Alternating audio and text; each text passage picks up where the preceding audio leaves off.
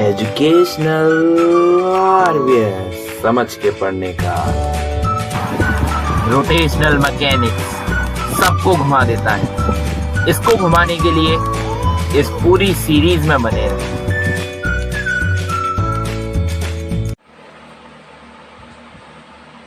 Hello friends, welcome to our channel educational RVS.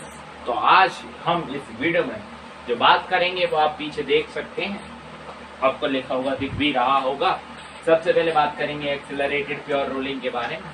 Rolling हम जानते हैं, बात करेंगे एक्सिलरेटेड प्योर रोलिंग के बारे में। उसके बाद अपन लोग बात करने वाले हैं फ्रिक्शन के बारे में थोड़ी सी, और थोड़ी सी बात करेंगे रोलिंग ऑफ इंक्लाइंड प्लेन। पहली बात, क्या एक्सिलरेशन होता है रोलिंग के अंदर? अच्छा, चलो तो पहले से रेस करते हैं, ठीक है। इसे बनाने में मेरा 2-3 मिनट हो गया। चलो ये रेस करते हैं। चलो भाई, बात मुझे करनी है। बातें ही तो नहीं करनी, बातें नहीं करनी, बात फिर भी करनी। बात है यार कि मेरे पास एक 2D शेप है। I have a 2D shape, ठीक है। मेरे पास एक 2D शेप है, नाम इसका आप रिंग दे लीजिए, चलिए, या फिर डिस्क दे लीजिए। ये एक डिस्क है, सर्कुलर प्लेट है, ठीक है। सर्कुलर प्लेट रोलिंग कर रहा है, ऐसा हम कह रहे हैं। तो हमें पता है कि भाई इधर जो है वो V होगा, इधर जो है वो R ओमेगा होगा, और हमें ये भी पता है कि V is equal R omega होगा। इसका मतलब ये जो पॉइंट है वो रेस्ट पर है।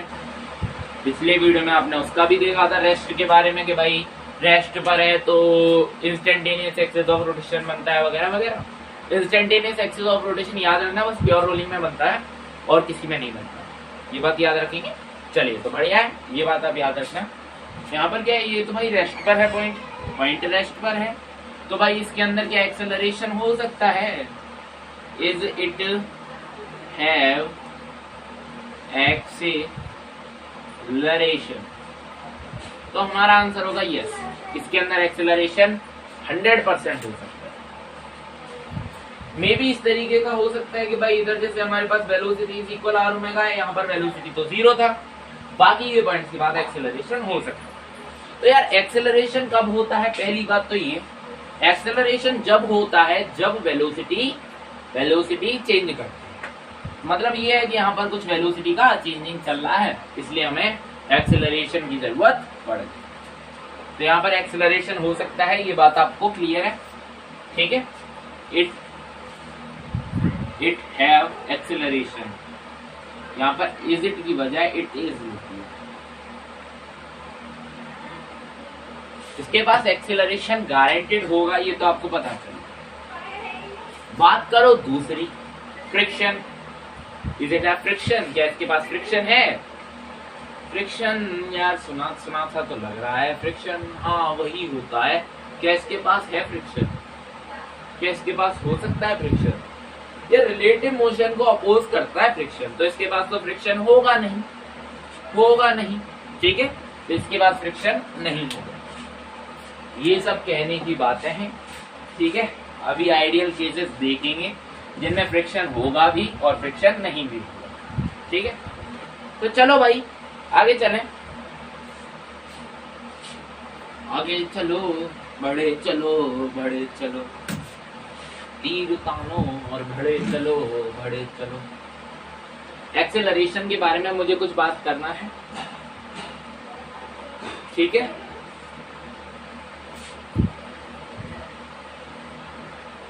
पहली बात, एक्सेलरेशन जब आता है जब हमारे पास कुछ चेंज इन वेलोसिटी हो, मतलब वेलोसिटी कम बढ़ होना चालू, हर एक इंस्टेंट के लिए कुछ अलग अलग, है ना, समझ गए ना। वेलोसिटी कम बढ़ होना चालू, ठीक है। एक्सेलरेशन जब आता है जब हमारे पास कुछ वेलोसिटी के अंदर चेंज होता है। तो एक्सेलरेशन का फॉर्मूला भी यही होता है, del v/t, ठीक है। अच्छा, यहां पर मेरे पास वही डिस्क है, डिस्क का मैंने एक पार्टिकल उठा लिया। इस पार्टिकल के पास कितने एक्सेलरेशन होंगे? अगर ये रोलिंग नहीं कर रहा, बात सुनो, अगर ये रोलिंग नहीं कर रहा है, रोलिंग नहीं कर रहा है, केवल रोटेशन कर रहा है, केवल रोटेशन कर रहा है, नो ट्रांसलेशन मोशन, कोई भी ट्रांसलेशन मोशन नहीं हो रहा इसके अंदर, तब इस पार्टिकल के कितने कितने होंगे acceleration? You have a normal answer भाई। एक तो इसका टेंजेंशियल एक्सेलरेशन होगा, मान लो इधर ले लेते हैं, टेंजेंशियल एक्सेलरेशन 80, एक इसका रेडियल एक्सेलरेशन होगा। रेडियल एक्सेलरेशन हमेशा पॉइंट करता है सेंटर की तरफ। तो यहाँ तो ये तो था भाई पुरानी बातें जो आपने पढ़ी थी, एक्सेलरेशन कैसे कैसे कैसे रखना है। तो सर्कुलर मोशन में आप जानते हो AT बराबर R अल्फा, ये बात जानते हो ना, AT is equal to R alpha, ठीक है। तो यहाँ पर आप AT की जगह R अल्फा भी रख सकते हो, ठीक है। Acceleration due to tangential acceleration. तो चलो आगे देखें। अभी मेरे पास केसेस चालू होते हैं। अभी मैं पुलिस बन गया और पुलिस बन के मैंने एक केस उठा लिया। केस ये उठाया कि मैं सीधा एक, ये है मेरे पास बॉल है, स्फेरिकल बॉल, पकड़ के घसीट के लेके गया। बात सुनो, घसीट के लेके गया, फिर मैंने उसे छोड़ दिया। जब मैंने उसे छोड़ा, जब मैंने भाई इस गेंद को, ये जब नॉर्मल था, मैंने इस पर अपने हैंड लगा रखे हैं, जब मैंने इसे छोड़ा, बहुत बढ़िया हाथ है, जब मैंने इसे छोड़ दिया, तो भाई कुछ ना कुछ एक्सीलरेशन तो लेगा अपने अंदर, चेंज इन वेलोसिटी आएगा, ठीक है, चेंज इन वेलोसिटी आएगा। तो यार होना तो ये चाहिए कि ये स्लिप करता हुआ चला जाए, ये यूं था सीधा घिस जाए, पर ऐसा नहीं होगा यही कि वो घूमता जाए। ऐसा किस लिए होता है? ऐसा इसलिए होता है क्योंकि इधर लगता है भाई फ्रिक्शन, इधर लगेगा फ्रिक्शन, ठीक है, फ्रिक्शन लगना है इधर। और जब आप यहां से इसे घसीट के यूं फेंक रहे हैं, जब आप इसे इस तरीके से फेंक रहे हो, तो ये जो फ्रिक्शन एक्ट करेगा इसके ऊपर, ये जो इसकी वेलोसिटी है, जब आप इसे छोड़ दोगे तो वेलोसिटी इसकी ज्यादा होगी ना भाई, तो इसकी जो वेलोसिटी है, वेलोसिटी को ओमेगा में चेंज करेगा, ठीक है। तो यहाँ पर फ्रिक्शन का कंसेप्ट फिट बैठेगा, फ्रिक्शन यहाँ पर बैठ सकता, ठीक है ना। अभी हम बात करते हैं प्योर रोलिंग के अंदर एक्सेलरेशन के बारे में। ये तो हमने बस एक्सेलरेशन का थोड़ा सा इंट्रो लिया, अभी तक तो रियल वीडियो चालू ही नहीं हुआ था, थोड़ा सा आपको फील दिया कि एक्सेलरेशन कैसे कैसे होना है। एक्सेलरेशन रियलिटी में है क्या? एक्सेलरेशन मोशन को होने से रोकने वाली टेंडेंसी, जो कि वेलोसिटी बाय टाइम से होती है। चलो बाद में बात करेंगे उसकी। पहले मेरे पास एक इतना बड़ा स्फेरिकल बॉल है, ठीक है, कुछ ज्यादा ही बड़ा है। यहाँ पर ये सेंटर ऑफ मास है इसका। प्योर रोलिंग कर रहा है। तो प्योर रोलिंग में आपको पता है V is equal R omega in 95% cases, ठीक है, 95% 98% केसेस में वो वैलिड है। बट यार यहाँ पर मेरे को बात करना है अल्फा और एक्सीलरेशन के टर्म। वेलोसिटी जो है चेंज हो रही है और कुछ ओमेगा भी चेंज होगा। ओमेगा चेंज होगा तभी तो अल्फा आएगा भाई, ये सब तो जानते हो ना तुम। ओमेगा अल्फा देखा हुआ है ना, शुरुआत से लग रहे हो ना सीरीज में, 10वां वीडियो आ गया आज। चलो तो अभी देखो, पहले तो घूमेगा जिंग जिंग जिंग जिंग जिंग, तो उसके हिसाब से एक एक्सेलरेशन जाना चाहिए, आई हैव टू, इसे देना है मेरे को एक एक्सेलरेशन। ये जो एक्सेलरेशन है भाई ये है आर अल्फा, टेंजेंशियल एक्सेलरेशन। बात सुनो, टेंजेंशियल एक्सेलरेशन, ठीक है। ये वाला जो एक्सेलरेशन है भाई वो है टेंजेंशियल एक्सेलरेशन, ये टेंजेंट से लग रहा है, ठीक है। और एक ये सेंटर ऑफ मास है, तो सेंटर ऑफ मास मान लीजिए इस एक्सेलरेशन से आगे बढ़ रहा है, तो एक एक्सेलरेशन ये मिल जाएगा। और भी कोई एक्सेलरेशन मिलेगा क्या भाई? अरे भाई कोई और एक्सेलरेशन होगा, कोई और एक्सेलरेशन होगा, होगा, क्लियर है, होगा भाई। एक यहाँ से बीच में जाएगा, एक यहाँ से बीच में जाए, ये है रेडियल एक्सेलरेशन, सेंट्रीपिटल एक्सेलरेशन, ठीक है। हो गया क्लियर? 3 तरीके के एक्सेलरेशन लगते हैं। केस है प्योर रोलिंग, प्योर रोलिंग, शुद्ध रोलिंग। तो शुद्ध रोलिंग में यानी कि प्योर रोलिंग में हमारे पास क्या होता है, कोई भी रिलेटिव मोशन नहीं होता बॉटम मोस्ट पॉइंट का, ठीक है। तो ये जो लास्ट का भाई पॉइंट है, ये वाला ये जो पॉइंट है, मान लीजिए ये मेरे पास P है और नीचे वाला जो ग्राउंड का पॉइंट है वो Q, तो मेरे पास P का जो एक्सेलरेशन होगा, acceleration of P should be is equal to acceleration of Q। तो बताओ यहाँ पर अल्फा की जो डायरेक्शन होगी वो कैसी होगी? यू कैन से इट भाई, अल्फा इधर लगेगा, सीधा सीधा लग रहा है हमें, अल्फा इधर लगेगा तभी तो इधर की तरफ छोड़ के जा रहा है भाई, अल्फा लगेगा क्लॉकवाइज तभी तो छोड़ के इधर चला गया। AP बराबर AQ होना चाहिए अगर वो प्योर रोलिंग है। प्योर रोलिंग होगा तो ये चीज 100% AP बराबर AQ होना चाहिए, BP बराबर VQ होना चाहिए, मतलब रिलेटिव मोशन नहीं होना चाहिए बॉटम मोस्ट पॉइंट के और ग्राउंड के बीच में, between the bottom most point and ground. तो होना क्या चाहिए दोनों का, कुछ भी पैरामीटर, लाइनर पैरामीटर जैसे कि वेलोसिटी, एक्सेलरेशन, ये सब इक्वल होना चाहिए। तो हमारे पास इन दोनों का एक्सेलरेशन इक्वल होना है। तो इसका एक्सेलरेशन ऑफ P कितना है भाई, A minus R omega, sorry R बराबर Q 0। तो यहां से आया A बराबर R अल्फा, तो अल्फा कितना आया A बाय, ये आइडियल केस है, अल्फा A बाय R। हाँ, और दूसरे तरीके से कह सकते हैं A बराबर R अल्फा। यहाँ पर R क्या है, रेडियस है, R stand for radius in this case, ठीक है। ओके, सो बात करनी है ये वाला एक्सेलरेशन क्यों लाया, ये बात तो सारी क्लियर है ना, बॉटम मोस्ट पॉइंट। और ये भी आपको पता होगा 98% केसेस में ये वैलिड है, बाकी के 2% केसेस कौन से हैं आपको पता है? नहीं पता, बाद में बात कर लेंगे, थोड़ा रुक जाओ। यहाँ पर देखो ये जो AR है, AR का क्या रोल है, रेडियल जो एक्सेलरेशन है क्या कर रहा है, देखो यहाँ पर तो कोई एक्सेलरेशन नहीं, इन दोनों के बीच में कोई एक्सेलरेशन नहीं, मतलब पॉइंट P के पास कोई भी एक्सेलरेशन नहीं, ठीक है।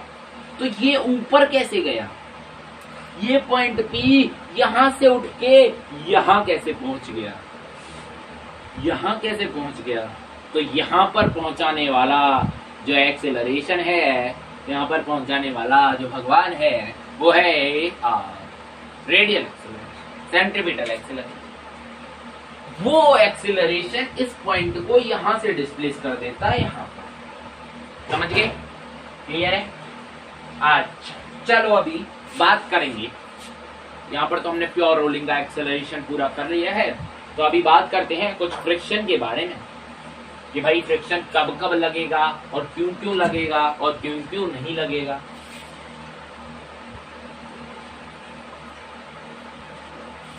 ठीक ठीक है, ठीक। बाकी के 2% केसेस आप जानते हो भाई, प्लेटफॉर्म चल रहा है, मान लीजिए एक्सेलरेशन, कुछ रिटार्डरेशन कर रहा है, एक्सेलरेशन कर रहा है। रिटार्डरेशन क्या होता है भाई? रिटार्डरेशन रिटार्डरेशन होता है डी एक्सेलरेशन, डी एक्सेलरेशन होता है नेगेटिव ऑफ एक्सेलरेशन। तीनों का मतलब सेम है, ठीक है, काइनेमैटिक्स में कराया जाता है ये। ओके, तो आपको रिवाइज हो गया होगा आई थिंक। तो अभी देखो भाई, मेरे पास फिर से ये है ग्राउंड पर है, ठीक है, मेरे पास जो है A इज इक्वल आर, मतलब अभी इधर फ्रिक्शन का कोई रोल नहीं, अभी इधर फ्रिक्शन को अपनी टांग अड़ानी नहीं, फ्रिक्शन को अपनी टांग इधर अड़ानी नहीं है, फ्रिक्शन को कुछ नहीं कहना भैया तो होता रहे, मेरे को कोई दिक्कत नहीं। फ्रिक्शन इधर क्यों कुछ नहीं कहेगा, फ्रिक्शन यहाँ पर कुछ भी क्यों नहीं कहेगा, फ्रिक्शन यहाँ पर कुछ भी इसलिए नहीं कहेगा क्योंकि इसका acceleration R omega R alpha के बराबर। अगर एक्सीलरेशन आर अल्फा से छोटा हो, किसने कह दिया कि एक्सीलरेशन आर अल्फा ही होगा, ये बता दो मेरे को। अभी मैंने ही तो कहा था, नहीं एक्सीलरेशन आर अल्फा के बराबर होगा, ये बात सत्य है, पर यहाँ पर थोड़ा सा और फील ले लो। अगर आर अल्फा से छोटा है एक्सेलरेशन छोटा है, आर अल्फा इस डायरेक्शन में से खींच के ले जाएगा, सही बात है कि नहीं? तो कौन सा स्लिपिंग लगेगा, बैकवर्ड स्लिपिंग होने लगेगा। तो फ्रिक्शन का एक जो केस आपको पता है वो क्या है भाई, friction oppose relative motion. Friction क्या करता है दोस्तों, फ्रिक्शन अपोज करता है रिलेटिव मोशन। तो वो देख रहे हैं यार इस तरफ मोशन हो रहा है, इस तरफ मोशन हो रहा है, तो फ्रिक्शन कितना लगेगा, फ्रिक्शन लगेगा इधर, और इसको रोलिंग में बरकरार। तो ये तरह फ्रिक्शन का केस, वही वाला थोड़ा सा जो आपने उधर पढ़ा था, कार क्यों जा रही है, कार को बरकरार रखना सर्कुलर मोशन के लिए, वही थोड़ा सा ये इधर भी वही चीज, ठीक है। ये इधर घिस जाएगा सीधा यार, एक्सीलरेशन कम होगा आर अल्फा से तो बैकवर्ड स्लिपिंग होगा, एक्सीलरेशन कम तो आर अल्फा इस तरफ खींचेगा, फ्रिक्शन उस दूसरी डायरेक्शन में लगते ही इसे आगे की तरफ खींचेगा। हमारे लिए जो आइडियल है वो है स्मूथ सरफेस बहुत ही कम होता है।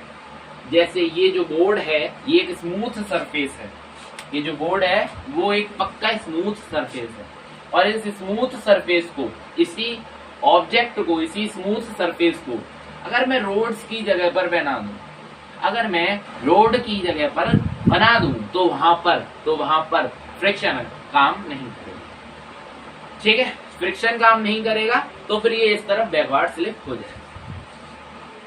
जैसे मैं बात करूं, इसी बोर्ड पर मैं किसी भी 3D ऑब्जेक्ट, किसी भी बॉल को 3D 2D 1D कोई सा भी हो, 1D नहीं लगता, देखो कौन कौन से ऑब्जेक्ट रोलिंग करते हैं, रोलिंग ऑब्जेक्ट।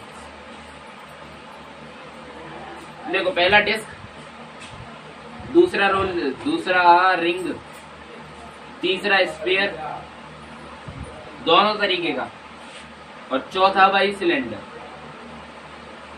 ये 4 तरीके की जो ऑब्जेक्ट्स हैं उन्हीं का रोलिंग हमें सिलेबस में पढ़ना है, और यही बेसिकली रोलिंग करते हैं। वी कैन से, हम इसे कह सकते हैं ये 4 ही रोलिंग करते हैं, हम इसे कह लेंगे, आसानी से कह लेंगे। तो देखो यार, पीछे की तरफ खिसक जाएगा, वो वाला कंसेप्ट तो क्लियर है ना, पीछे की तरफ खिसकेगा, फ्रिक्शन उस तरफ लगेगा। हाँ, मैं क्या कह रहा था, अगर मैं इस पर किसी भी चीज को घुमाऊं तो फिर उधर वो रोलिंग करेगा नहीं, क्योंकि अगर आर अल्फा कम हुआ, अगर आर अल्फा ज्यादा हुआ, मान लो कम नहीं ज्यादा हुआ एक्सेलरेशन से, तो इस तरफ खिसक जाएगा, ये बैकवर्ड स्लिप कर जाएगा, रोलिंग नहीं करेगा, फ्रिक्शन ही नहीं है इधर। तो इधर फ्रिक्शन भी मदद देता है, ऑब्जेक्ट को रोलिंग में रखने की। Friction, we can write here, friction helps an object to be in rolling motion. ठीक है, फ्रिक्शन हेल्प करता है रोलिंग मोशन में। इसी का अपोजिट केस लो। ठीक है, इसका अपोजिट केस कौन सा है? एक्सेलरेशन ज्यादा आर ओमेगा छोटा। तो एक्सेलरेशन ज्यादा आर ओमेगा छोटा, तो मान लो एक्सेलरेशन ज्यादा तो इस तरफ खिसक जाएगा ऑब्जेक्ट, तो इस तरफ लगेगा फ्रिक्शन, इस तरफ लग के उसे रोकेगा। भाई मैं तुझे जाने नहीं दूंगा, तू कहीं भी चला जा, मैं तेरे को जाने नहीं दूंगा। तो इस केस में जो बैकवर्ड स्लिपिंग है, बैकवर्ड स्लिपिंग को हम फॉरवर्ड स्लिपिंग में चेंज कर देंगे, फॉरवर्ड स्लिपिंग।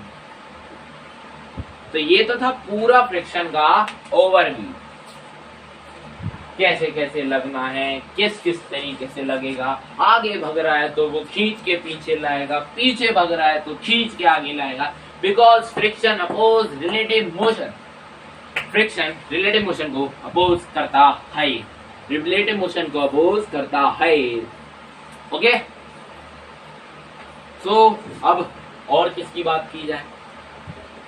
अब बात करते हैं कुछ न्यूमेरिकल्स को लेते हैं और उन्हें हम सॉल्व करेंगे। चलिए न्यूमेरिकल्स को लेके थोड़ा सा इसका कंसेप्ट और पक्का कर लिया जाए। क्वेश्चन फ्रिक्शन वाले इसी पार्ट में से बनेगा, अगर बनेगा तो क्वेश्चन इसी फ्रिक्शन वाले पार्ट में से बनेगा या फिर रोलिंग वाले पार्ट में से बनेगा, जो कि अभी वीडियो में आने वाला है। अभी बाकी वीडियो अभी खत्म है। देखो भाई, यहां पर मेरे पास एक जनरल डिस्क है। ठीक है, डिस्क है, अल्फा इस तरफ है। ठीक है ना, फोर्स सीधा यहां पर मैंने लगा दिया, कोई सा भी मैंने फोर्स इधर लगा दिया, और इधर जो फोर्स लगाया मैंने वो फोर्स ऑफ फ्रिक्शन। क्लियर है ना, फोर्स ऑफ फ्रिक्शन इस तरफ लगा दिया। हमें हमेशा फोर्स ऑफ फ्रिक्शन इसी डायरेक्शन में लेना है। ठीक है, अब अगर फ्रिक्शन इस तरफ का होगा तो फ्रिक्शन नेगेटिव आ जाएगा, अगर अब फ्रिक्शन इसी तरफ का होगा तो फ्रिक्शन पॉजिटिव आ जाएगा, अगर फ्रिक्शन नहीं होगा तो फ्रिक्शन 0 आ जाएगा। कोई दिक्कत तो नहीं है? ठीक है, कोई भी दिक्कत नहीं है। चलो क्वेश्चन पर आते हैं, दोबारा से लौटते हैं। ए एक्सेलरेशन से आगे भाग रहा, सवाल है ए एक्सेलरेशन से आगे भाग रहा विद सेंटर ऑफ मास का एक्सेलरेशन है वो। ठीक है, और हमें जो फाइंड करना है वो फाइंड करना है भाई, पहला एफ स्मॉल एफ, दूसरा एक्सेलरेशन, तीसरा अल्फा। ओके, डिस्क है, घूम घूम घूम घूम घूम रहा, इस तरफ लगेगा एक्सेलरेशन, इस तरफ लगेगा आर। और ये जो केस है वो है rolling without slipping, rolling without slipping. आपसे ज्यादातर प्योर रोलिंग की ही बात करी तो 0.1% चांसेस है कि प्योर रोलिंग का केस ना दे। पहले वाले वीडियो में से सवाल उठा, इसलिए पहला वाला वीडियो भी देख ले। चलो तो अभी देखो, फ्रिक्शन एफ कितना होना चाहिए? ठीक है, ये हमें बात करनी है। तो सबसे पहले हम क्या लगाएंगे? नेट फोर्स कितना है? F minus F, according to minus लगेगा या प्लस लगेगा, सीधा लगेगा।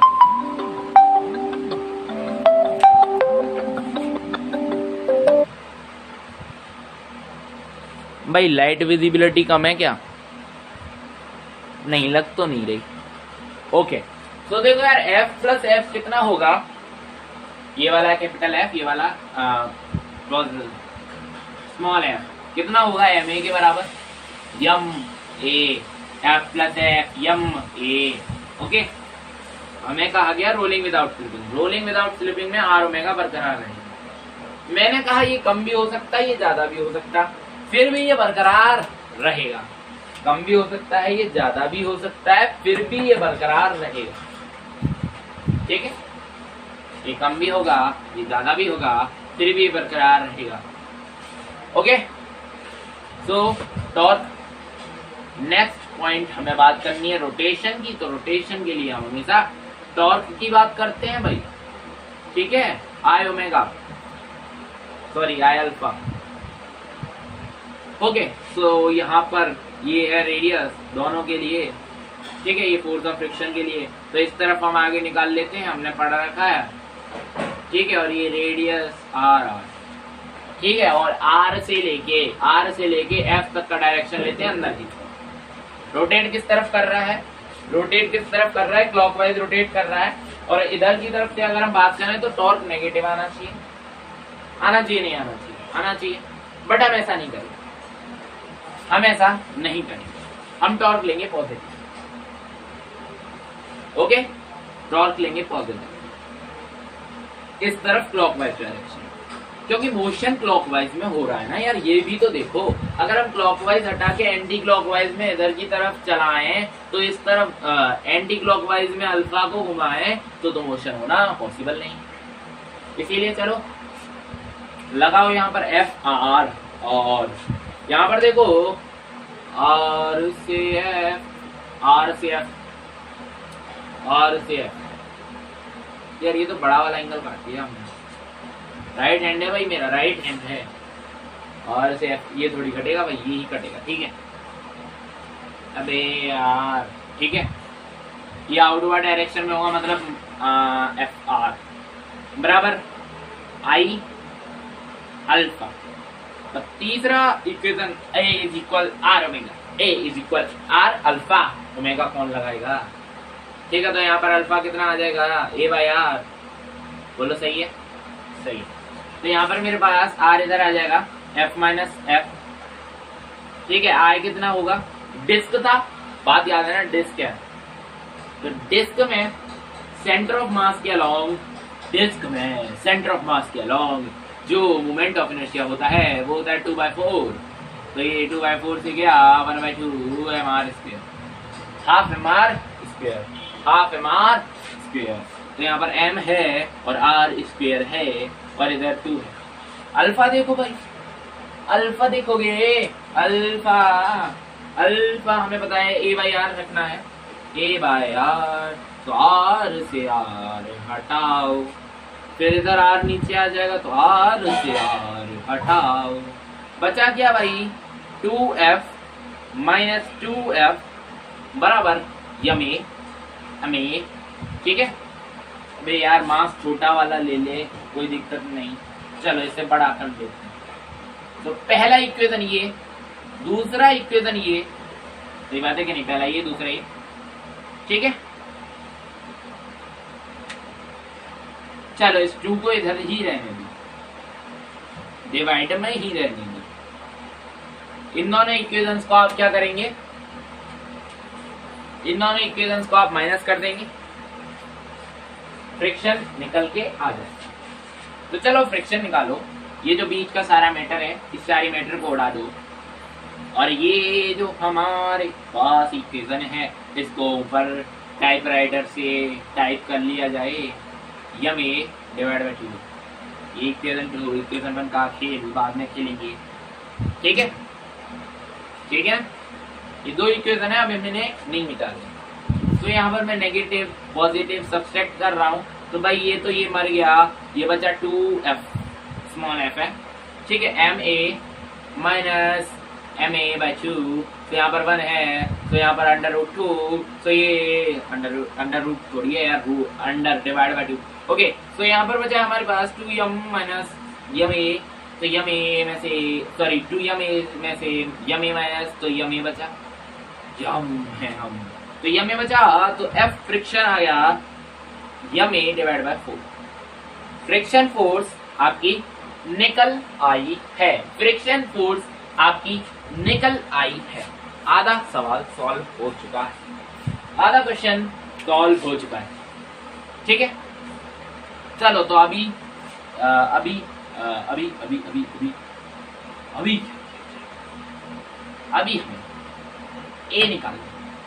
ए कितना है, F plus F divide by M, ठीक है। F plus F divide by M है हम। चलो ऐसे हटाओ, F है, F को किसी में पुट कर देंगे और ये बड़ा वाला F निकाल देंगे, ठीक है। एफ को पुट किया मैंने, बड़ा वाला एफ निकाला, कितना होगा M A divide by 2 plus M A divide by 4, ये आया अंडर 4, 2 से ये 2 टाइम्स और ये 3 एम ए, बड़ा वाला एफ आया 3 M A divide by 4, 3 M A divide by 4, 3 M A divide by 4, 3 M A divide by 4, 3 M A, ठीक है।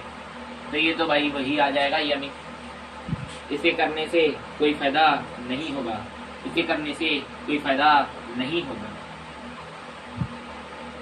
तो निकालना क्या है, M A by 2, M A by 2। तो अब आप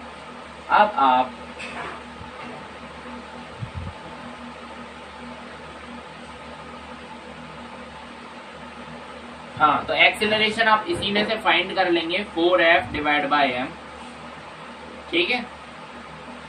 एक्सेलरेशन इसी में से निकाल लोगे, सही है ना, इसी में से एक्सेलरेशन निकाल लो, क्योंकि एक्सेलरेशन निकालने के लिए और कोई डिवाइस है नहीं। मैं देख लेता हूँ भाई, आ तो रहा है ना, हाँ आ रहा है।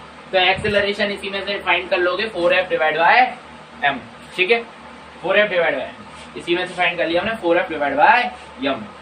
यार ये एक्सेलरेशन है और ये अल्फा है, alpha is acceleration by R, तो आर इधर चला जाए तो ए अल्फा हो जाएगा, आर इधर चला जाए तो आर अल्फा हो जाएगा, सही बात है कि नहीं।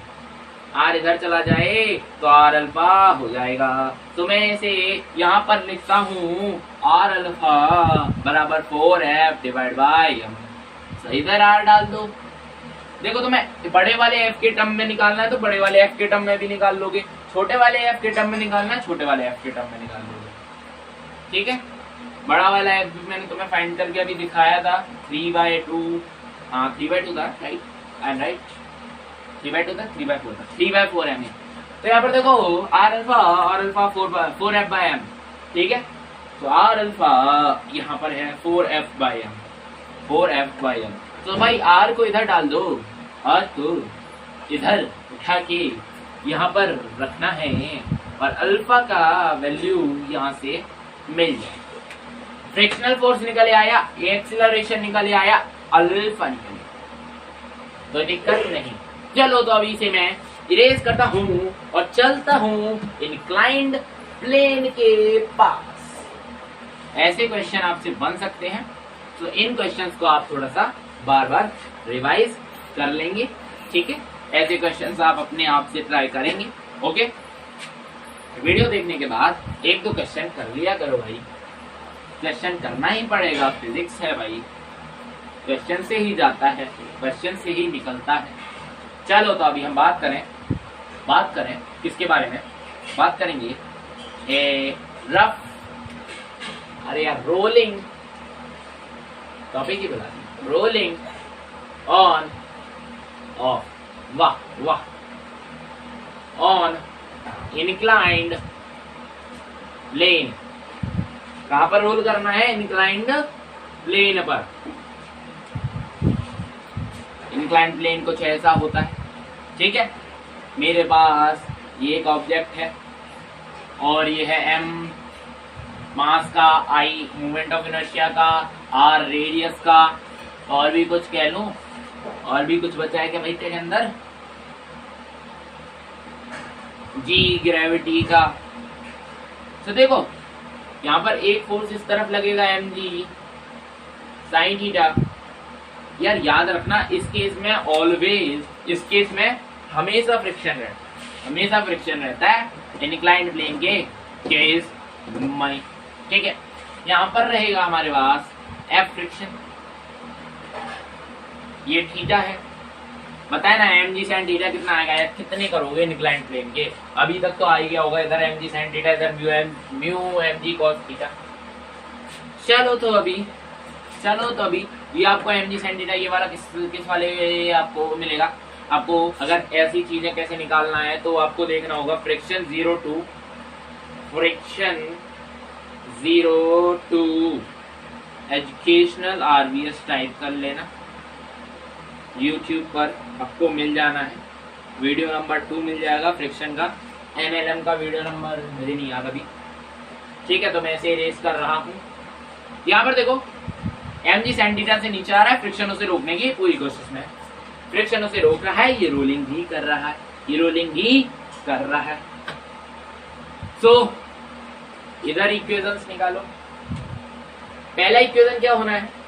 पहला इक्वेशन होना है mg sin theta minus F divided by acceleration कितना होता है? यही तो होता है total F net divided by M. Okay, और अल्फा, और बोलो अल्फा कितना होना चाहिए? अल्फा कितना होना चाहिए इसके? तो भाई यहां पर जो अल्फा होना है ये alpha F R divide by I होगा। क्यों होगा? mg sin थीटा सेंटर से लाई कर रहा है, और सेंटर से लाई करने वाला कोई भी टॉर्क नहीं बनाता, ठीक है, सेंटर से लाई करने वाला कोई भी टॉर्क नहीं बनाता, ठीक है। तो ये यहाँ पर मैंने एफ आर अल्फा निकाल दिया, ठीक है। तो अल्फा निकाल लिया, एक्सेलरेशन निकाल लिया, इस वाले इक्वेशन में आपको पुट कर देना, ए इज इक्वल आर। आर बड़ा वाला था तो आर बड़ा वाला ले लो, ठीक है।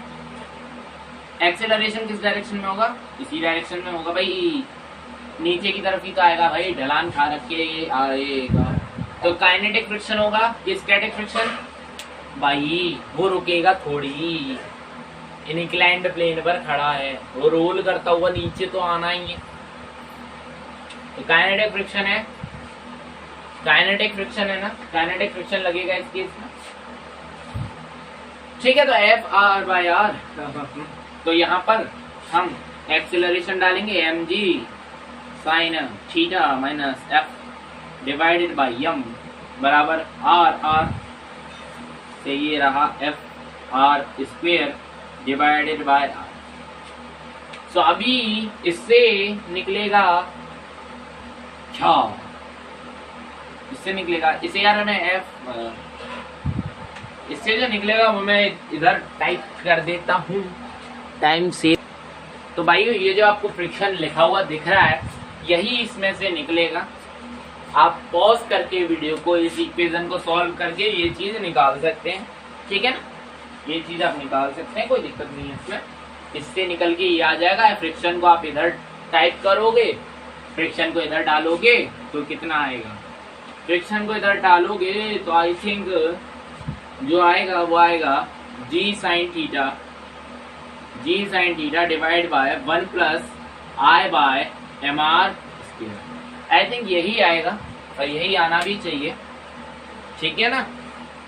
तो यही आएगा, ओके, यही आना है 1 plus I by M R square और आया इक्वल जी साइन थीटा, ठीक है। पुट करके देख लो, एक बार वीडियो को पॉज करके देख लिया, सही आ गया। चलो तो अभी मैं इसे रेस कर रहा हूँ और ये दो आपको याद रहने चाहिए, ये दो फॉर्मूले याद रहने चाहिए एक्सेलरेशन निकालने के लिए, ठीक है। एक्सेलरेशन निकाल लिया फिर तो आसानी से अल्फा, तो चुटकियों का गेम है आपका, ठीक है। तो ये दो फॉर्मूले आप याद रखेंगे, आई थिंक आप याद रखेंगे, आई थिंक आप 100% याद रखेंगे, बिल्कुल नहीं भूलेंगे। तो मैं फ्रिक्शन का फॉर्मूला भी वहीं ऊपर सेट कर देता हूँ। फ्रिक्शन बराबर mg sin theta sine of theta divided by 1 plus याई एम आर, ठीक है। तो ये तो रहा हमारे पास फ्रिक्शन का फॉर्मूला। अभी जो आपसे बार बार एग्जाम में पूछा जाना है वो है ये केस, ये करके यहाँ पर पहला केस है म्यू बराबर 0। अगर म्यू बराबर 0 होगा तो क्या होगा भाई? फ्रिक्शन कितना होता है इस केस में? म्यू mg cos थीटा है फ्रिक्शन, हर केस में अलग अलग हो जाता है और इसका जो फॉर्मूला होता है वो f is equal mu n। Her case में जैसे कि n अलग अलग होगा वैसे वैसे ये चेंज होगा। अगर म्यू 0 है तो ये केवल ट्रांसलेशन मोशन करेगा, अगर म्यू 0 है तो ये केवल ट्रांसलेशन मोशन करेगा, क्योंकि फ्रिक्शन बिल्कुल नहीं लगेगा जिसके कारण इसकी रोलिंग नहीं होती। यहाँ पर भी फ्रिक्शन रेस्पॉन्सिबल है रोल कराने के लिए, यहाँ पर भी फ्रिक्शन रेस्पॉन्सिबल है रोल कराने के लिए, यहाँ पर भी फ्रिक्शन जो है वो A is equal R alpha कर रहा है। ठीक है, अगर म्यू हट गया, म्यू 0 हो गया तो फ्रिक्शन तो वैसे भी 0 हो जाना है।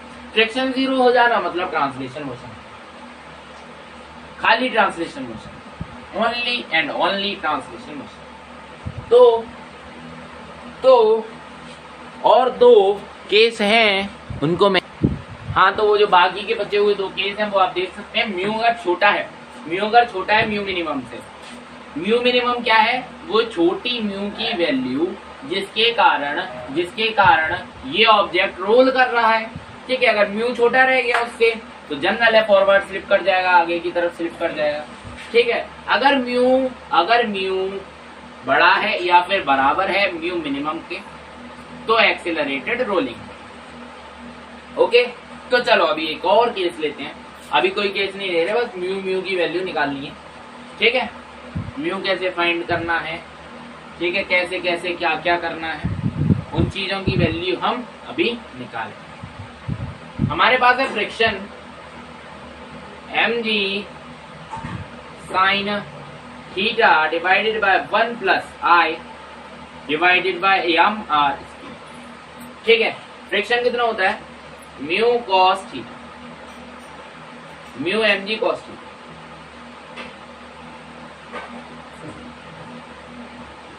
mg sin theta divided by 1 plus I divided by m r square. ठीक है, यहां पर ये जो म्यू है, म्यू mg कॉस थीटा, ये क्या है, फ्रिक्शन ज्यादा होना चाहिए, ये छोटा नहीं होना चाहिए, ये बड़ा होना चाहिए। ये है लिमिटिंग फ्रिक्शन, ये वाला जो है ना भाई, ये है लिमिटिंग फ्रिक्शन।